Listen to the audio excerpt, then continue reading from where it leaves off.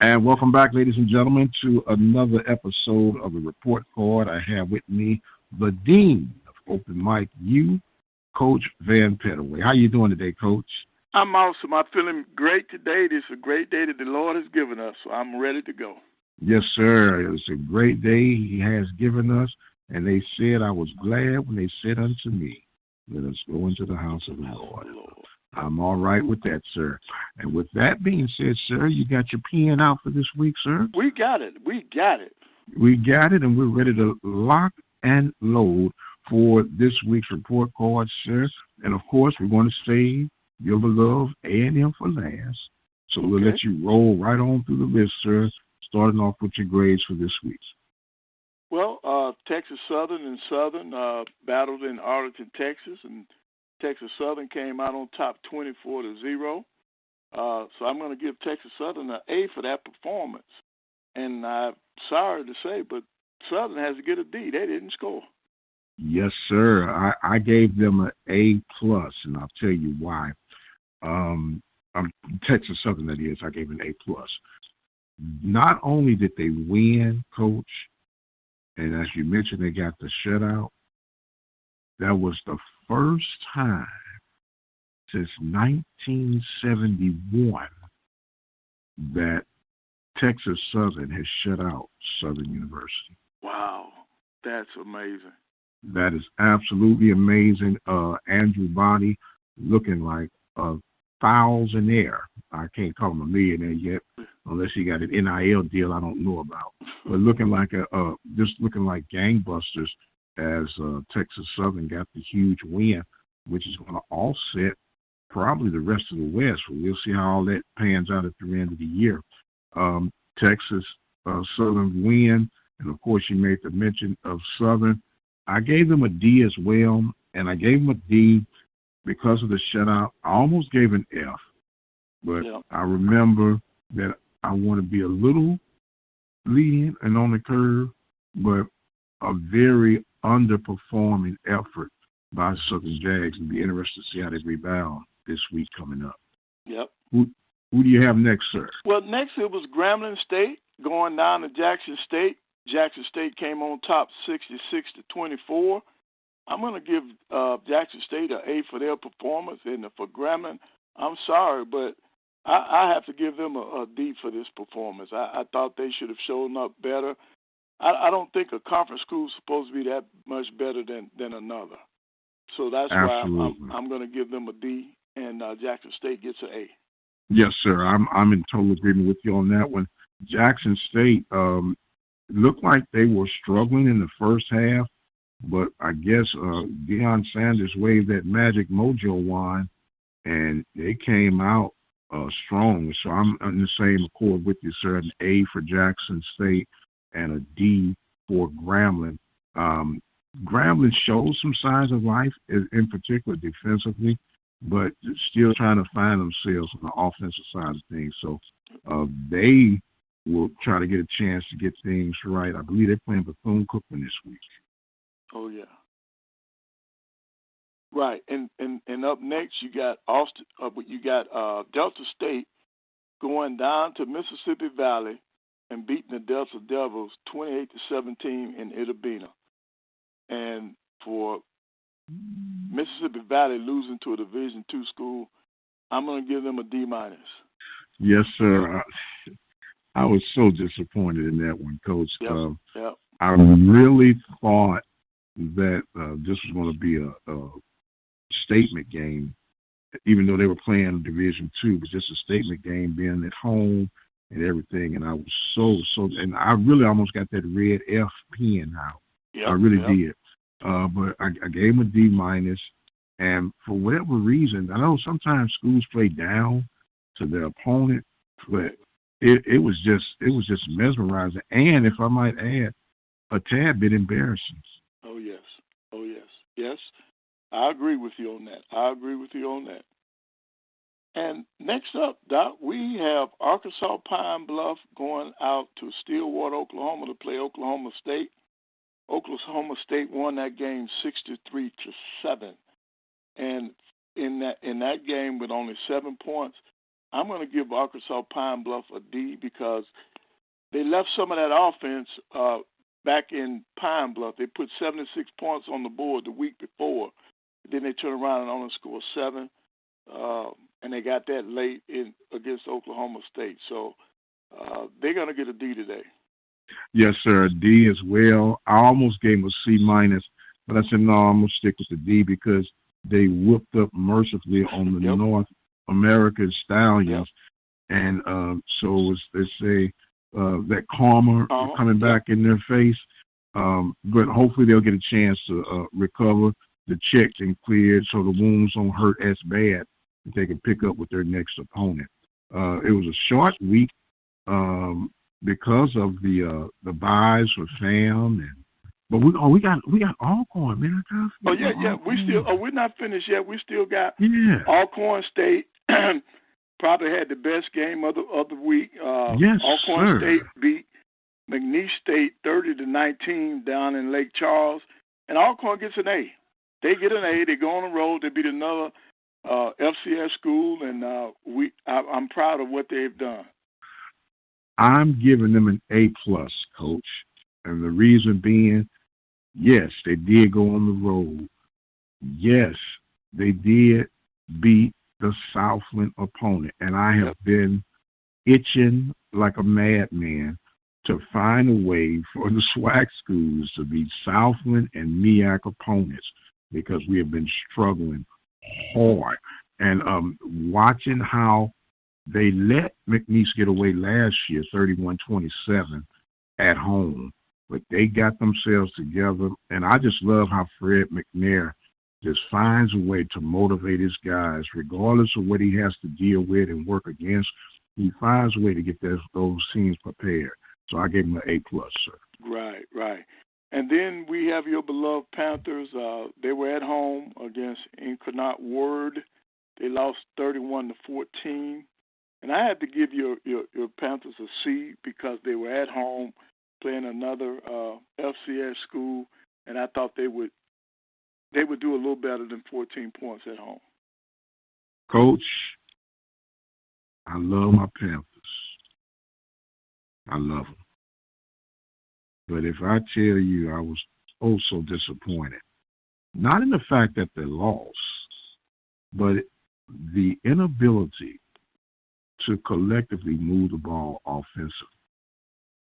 Believe it or not, defense played well enough to win that game. But when your offense is 1, 2, 3 kick, looking like a bunch of showgirls, 1, 2, 3 kick, 1, 2, 3 kick, I'm having to give them a D. And I was very, very, very disappointed. And hopefully they can get their act together this week in your state, Coach, against Alabama State.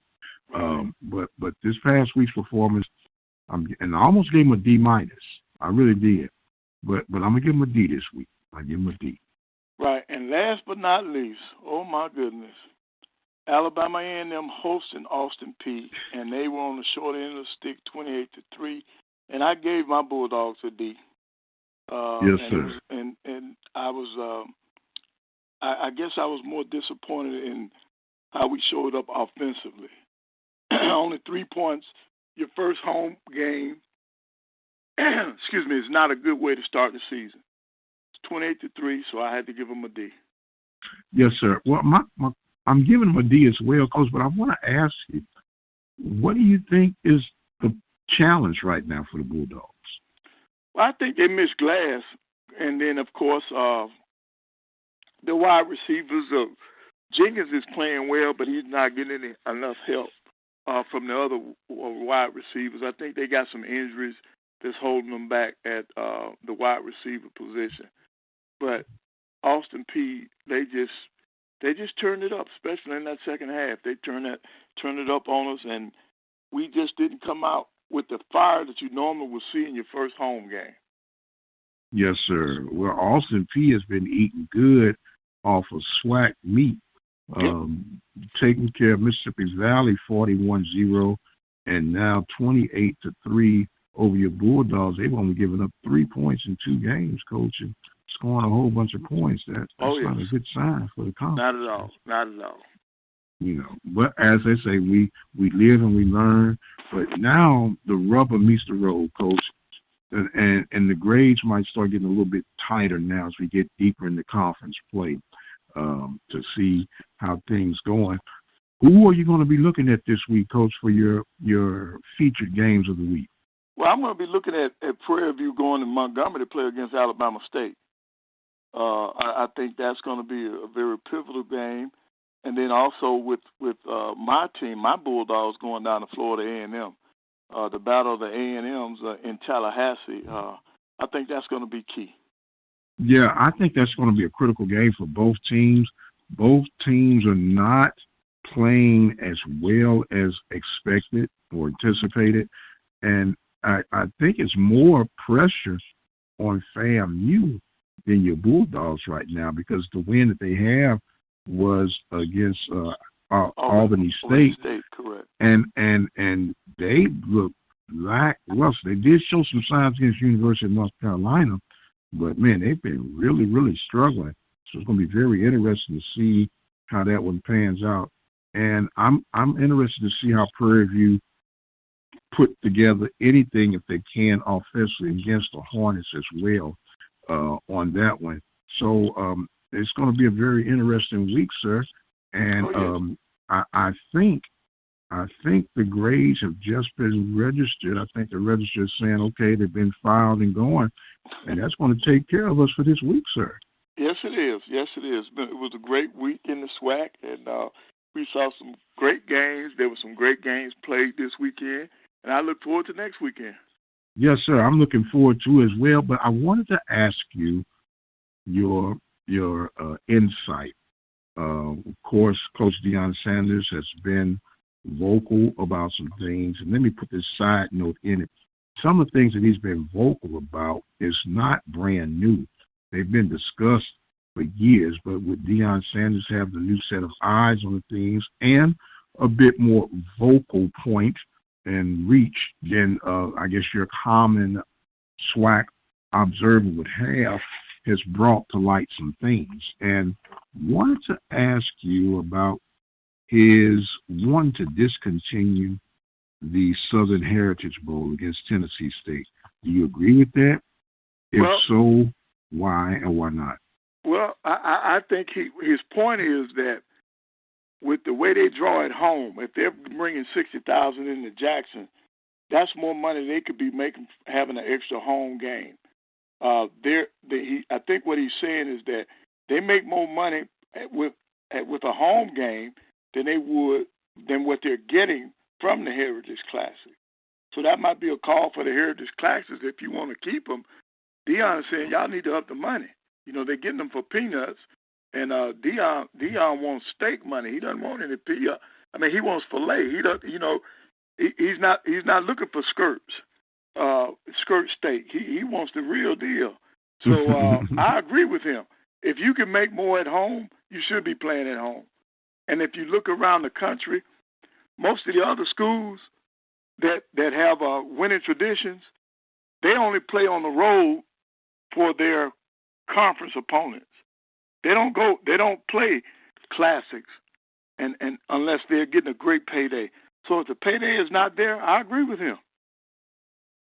I don't know exactly what the payout is for them, but when they look at all the tie-ins, I know FedEx donates $1 million to each program, but I don't know exactly what the athletic department gets of those things, and it could be Deion's concern. Once again, I don't know exactly, but the way the money is divvied up once it does land into those accounts on the campuses, because what you think should be earmarked for athletics is being earmarked for the entire campus.